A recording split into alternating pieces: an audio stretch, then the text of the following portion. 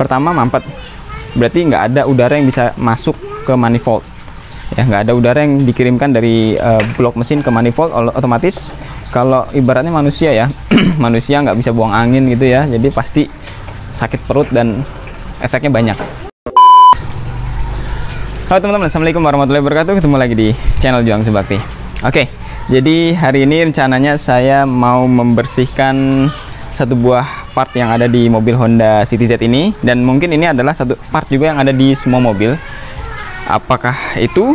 Nah, ini adalah sebuah PVC valve atau disebut apa ya? Kepanjangan dari Positive Crankshaft Ventilation. Ya, gunanya apa? Simak terus videonya. Seperti biasa, yang baru mampir jangan lupa untuk subscribe, like, dan beri komentar juga. Oke, let's do it.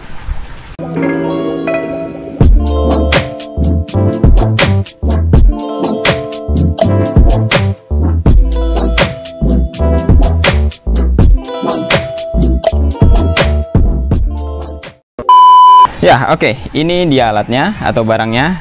Seperti ini bentuknya kalau Honda City Z. Ada juga yang berbahan metal, ada juga yang berbahan plastik seperti ini. Ini juga saya beli bukan asli Honda City Z, ini punyanya Toyota ya. Kelihatan nggak tuh? Oke. Nah, ini punya Toyota. Karena memang fungsinya sebenarnya sama semuanya ya. Ini adalah katup satu arah, yang mana dia hanya bisa apa namanya ya, kalau dari udara itu masuk dia hanya satu arah dan tidak bisa kembali lagi. Nah, itulah PVC valve atau Positive Crankshaft Ventilation ya, namanya juga ventilasi, jadi ini hubungannya dengan udara, keluar masuk udara. Oke, posisinya di mana kalau untuk Honda City Z memang berbeda dengan mobil-mobil yang lain. Kalau beberapa mobil lain itu ada di bagian atas ya, di bagian sini, karena dia berhubungan dengan manifold. Nah, ini manifold kan kalau Honda City Z ada di sini, intake manifold di bawah ini ya. Nah, mobil lain mungkin enak posisinya, gampang di sini. Hampir saya pernah berpikir bahwa PVC itu di sini, ternyata bukan ya, ternyata ada di bawah bagian coba kamera agak ke sini. Nah, ini. Jadi dia posisinya di atasnya filter oli. Nah, itu yang warna biru tuh filter oli, kelihatan nggak? Nah, dia tepat di atas itu. Di situ ada kayak kotak. Dia nempel dengan body engine ya, sorry bukan body ya, tapi blok mesin, terus dia nyambung ke manifold. Nah, dia seperti ini. Ini udah saya modifikasi ya, nanti saya jelasin juga mengenai alat ini. Ada komentar bertanya mengenai ini sih alat apa sebenarnya. Oke, simak terus saja ya. Oke, jadi rencananya hari ini saya mau membersihkan ini, dan sekaligus saya informasikan ke teman-teman ya bahwa alat ini tuh sangat sangat penting ya dalam sebuah mobil, karena ini fungsinya membuang gas yang tidak terbakar. Jadi kalau mobil tuh dalam pembakaran tuh nggak semua terbakar, ada beberapa yang udara itu yang tidak terbakar, maka dia dibuang. Kalau dia dibuang langsung ke knalpot, dia akan menimbulkan polusi atau gas beracun. Makanya untuk menjaga gas beracun itu agar tetap berada di dalam blok mesin dan dibakar kembali, nah melalui ventilasi ini atau melalui alat inilah dia dikirimkan ke manifold agar diisap kembali dan dibakar kembali oleh di ruang bakar. Nah, itu. Nah, karena saking pentingnya fungsi alat ini, kita harus menjaga alat ini agar tetap dalam kondisi prima pastinya. Itu ada beberapa perawatan yang bisa kita lakukan. Yang pertama, kita bisa membersihkan ya alat ini dengan sederhana. Nanti saya udah siapkan itu alatnya, cuma pakai bensin aja, kita rendam, terus kita sikat-sikat lah bagian luarnya, dalamnya juga kita tip. Nah, terus juga kalau teman-teman ya mau tahu kerusakan pada PVC valve ini seperti apa. Yang pertama, gejala di mesin itu pastinya mesin kalau mampet, kan kerusakan itu ada beberapa macam ya. Pertama, mampet, berarti nggak ada udara yang bisa masuk ke manifold ya, nggak ada udara yang dikirimkan dari blok mesin ke manifold. Otomatis kalau ibaratnya manusia ya manusia nggak bisa buang angin gitu ya, jadi pasti sakit perut dan efeknya banyak. Seperti juga mobil, kalau ini tidak bisa mengirimkan atau mampet, maka udara banyak terperangkap di sini, maka pressure-nya menjadi lebih tinggi sehingga bisa menyebabkan kebocoran oli ya, bisa menyebabkan kebocoran oli karena tekanan udaranya itu tidak mengalir keluar. Itu. Yang kedua, kalau seandainya ini loss, ya, loss artinya tidak ada, kan ini kan satu arah ya. Jadi dari sini langsung satu arah, tidak bisa kembali lagi. Kalau dia loss, bisa kemungkinan arus yang keluar kembali lagi masuk ke blok mesin. Jadi arusnya loss, jadi dia bolak-balik bebas. Jadi akhirnya arus udara yang keluar masuk lagi ke blok mesin, itu juga nggak bagus juga. Akhirnya bisa juga menyebabkan boros BBM, ya. Terus apalagi ya, stasioner mesin juga nggak beres. Akhirnya idle-nya juga bisa bermasalah. Oke, nah cara mengecek kalau kita sudah lepas ya. Sebenarnya ngelepasnya gampang, cuman posisinya aja yang agak dalam di bawah throttle body, di bawah manifold. Kalau teman-teman pakai ngerogoh tangan mungkin agak sulit, tapi bisa kok sebenarnya. Sebetulnya saya bisa copot, cuman memang agak tricky sedikit ya. Nah, cara mengecek kalau sudah dilihat di luar ya, apakah ini masih berfungsi dengan baik atau enggak. Pertama teman-teman lihat agak dikocok, nih bunyinya seperti ini. Nih. Nah, kalau masih ada bunyi seperti itu, berarti ini bisa dipastikan masih dalam kondisi normal. Karena di dalamnya itu ada seperti per, kemudian dia ada penutup ya, ada katupnya itu. Nah, kalau itu ditekan dia akan membuka ya, dan dia akan menutup terus. Jadi dia seperti itu. Nah, cara kedua kita bisa dengan cara meniup. Kita tiup dari arah sini. Ya, ini yang dari blok mesin, ini ke manifold. Blok mesin ke manifold. Nah, kalau dari blok mesin harusnya dia bisa kita tiup.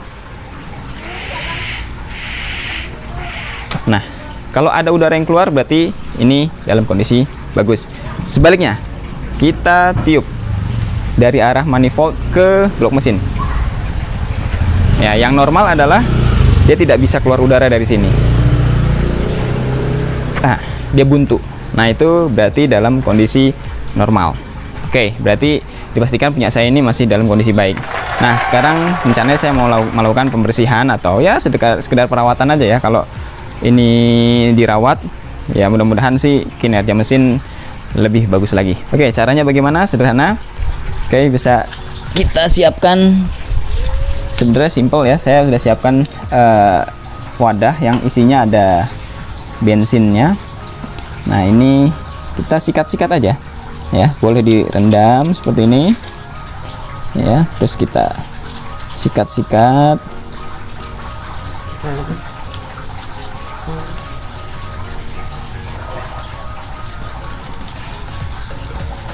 Oke, kita sikat-sikat aja kayak gini. Kalau ada teman-teman punya apa namanya pembersih karbu ya, injection cleaner, itu bisa disemprot di bagian dalam sini.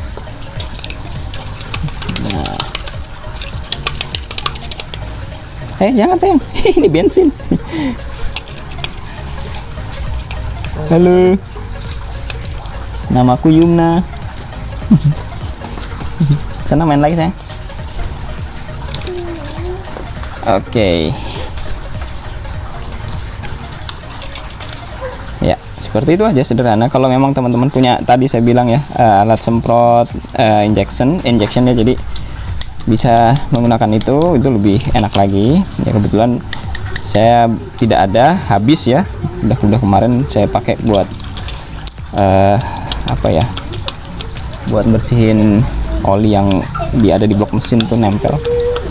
Nah, tapi kayak gini juga udah cukup sih, tuh kelihatan kan dalamnya jadi lebih bening lagi. Tadi kan agak kotor ya.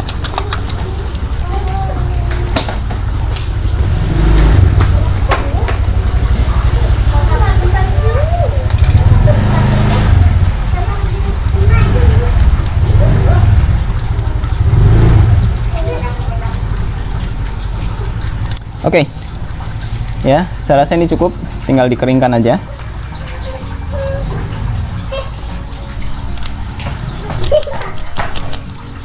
Oke, saya ambil tisu dulu untuk ngeringin. 2000 years later. Oke, jadi ini sudah saya keringkan ya, pakai tisu aja nggak apa-apa. Nah, itu ya, kita coba lagi.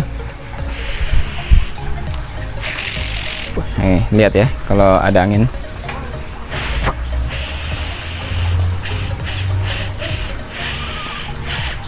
Wah, oke, tisunya goyang ya. Nah, berarti ini dalam kondisi baik. Nah, kalau dari sini menutup. Oke. Nah, sekarang tinggal ke tahap pemasangan.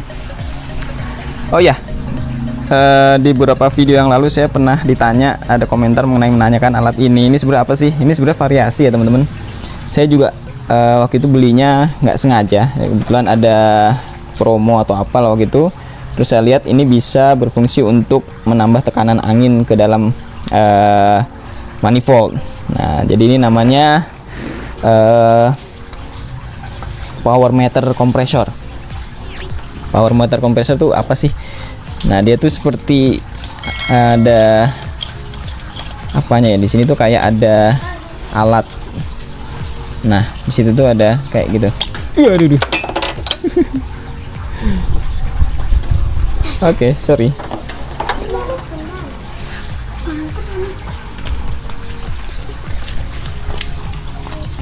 Oke. Nah, ini ada alat seperti ini dalamnya tuh, ya. Ini kita pasang seperti itu. Dan ini sebenarnya fungsinya kalau saya baca-baca ya di apa namanya, di toko online-nya, dan saya juga pernah waktu itu lihat reviewnya. Ini bisa menambah tekanan pada manifold. Jadi memperbesar tekanan udara, bukan dibikin loss. Sebenarnya sini ada pengaturnya di sini. Jadi nanti ketika kita pasang, ada meterannya itu kita setel di angka 20 atau 19 bar atau apalah ini ukurannya. Nah, itu nanti bisa berefek bisa membuat tarikan lebih enteng ya. Terus irit bahan bakar juga katanya sih. Tapi sejauh ini saya pakai sebenarnya ya just so-so lah. Kayaknya biasa aja. Ntar kita lihat aja kalau kita nyalakan. Saya coba nanti lepas tanpa ini dan kita coba dengan ini, apakah ada perbedaan. Kalau nggak ada ya ini nggak recommended ya. Tidak direkomendasikan karena saya udah terlanjur beli dan saya pasang aja, jadi mudah-mudahan sih nggak ada efek samping. Tapi sejauh ini saya pakai nggak ada efek samping sih ya. Oke, sekarang kita proses pemasangan ya. Jadi ini fungsinya saya kasihkan solatif ini supaya udaranya tidak bocor keluar.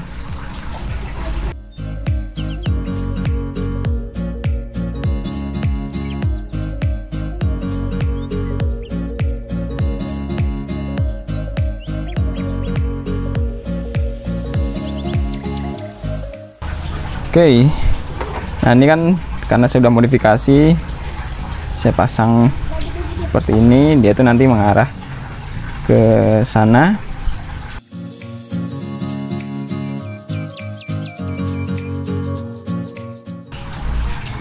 Oke. Nah, ini tahap yang tersulit. Nah, posisinya itu di bawah banget. Jadi emang nih posisi mesin jangan sampai panas. Kalau panas udah susah banget, tangan juga makin susah menjangkau. Nah, ini tangan saya agak ke dalam. Posisinya di sini. Mana itu tadi?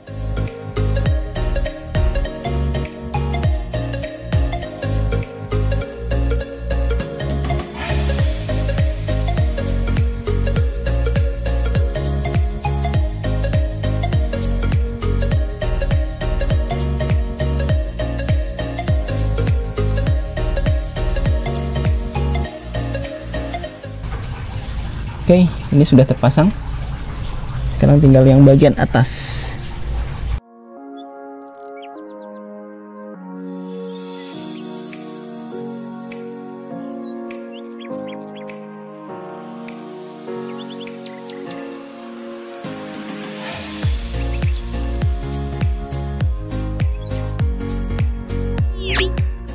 Melakukan perawatan ini berapa dulu ya, 10.000 km deh, 10.000 km sekali ya, untuk pembersihan PVC valve tadi ya. Sekalian kalau nggak pas ganti oli yang kedua deh, kan ganti oli 5.000, terus ganti lagi yang kedua, sekalian bersihin itu ya, sekalian aja bersihin ini ya. Terus setting delco nya lagi, atau apa yang bisa dibersihkan. Nah, ini filternya dibersihkan, jadi sekalian aja supaya ya namanya mobil tua lah ya, pastinya perlu banyak perawatan. Ya nggak banyak sih, maksudnya dirawat lah ya. Nah, ini dipasang di sini ya. Nah, nanti kita coba sebenarnya ada perbedaan nggak sih. Oke ya, hanya mau jawab pertanyaan teman-teman aja yang kemarin penasaran nih tabung merah tuh apa sih sebenarnya. Yaitu ini adalah power meter kompresor. Silakan cari di Tokopedia, harganya berapa silahkan dicek aja sendiri ya, baca-baca ya fungsinya itu. Tapi kalau saya sih karena udah terlanjur beli, nggak dipasang sayang, dipasang ya kayaknya sih ya adalah dikit lah manfaatnya, tapi nggak begitu signifikan. Oke, saya coba nyalakan dulu ya. 2000 years later. Ya, tadi pas startupnya agak berat, mungkin karena baru dipasang tadi ya. Nah, ini power meternya tuh di angka 20 ya. Jadi nah ini 19 sorry 19. Oke, kita coba. Nyangkut.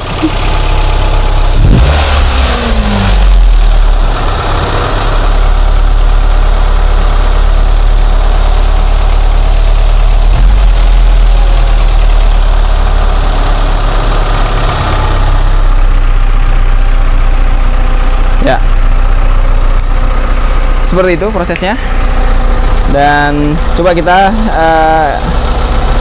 dengerin perbedaan mesinnya kalau seandainya kita buka power meter ini ya. Ini saya coba sumbat dengan baut. Jadi ibaratnya kalau sekarang kan ini ngisap nih teman-teman. Tuh, coba lihat, nih menghisap dia.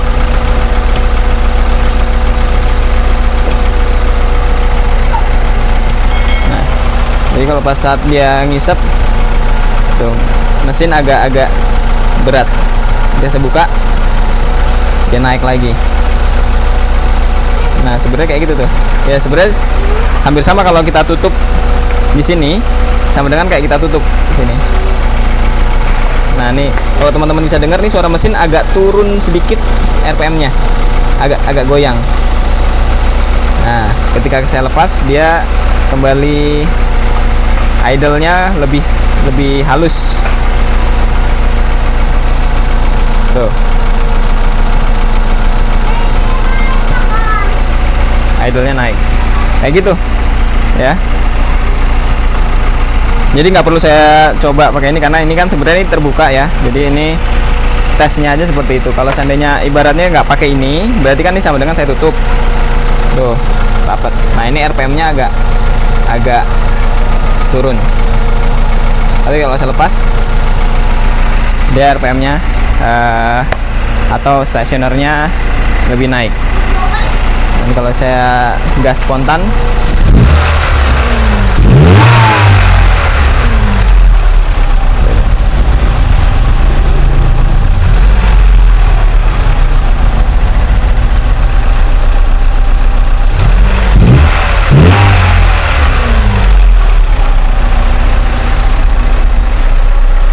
Oke, jadi kurang lebih seperti itu teman-teman proses pembersihan PVC valve.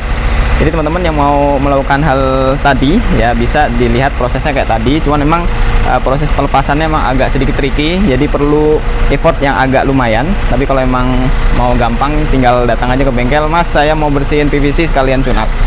Ya, jangan lupa kalau tune up sekalian bersihin PVC-nya dicek ya, siapa tahu teman-teman kok udah tune up itu dan lain-lain ternyata kok mesin masih kurang enak. Coba sekali-kali dicek di PVC valve-nya, siapa tahu itunya udah mulai mampet atau bermasalah. Dan kalau memang mampet bisa resikonya lumayan ke mesin ya, jadi kasihan mesinnya, mendingan sekali-kali dicek. Oke, seperti itu video untuk kali ini. Jangan lupa yang belum mampir subscribe dulu, like dan beri komentar juga. Oke, thanks for watching and see you on the next video. Wassalamualaikum warahmatullahi wabarakatuh.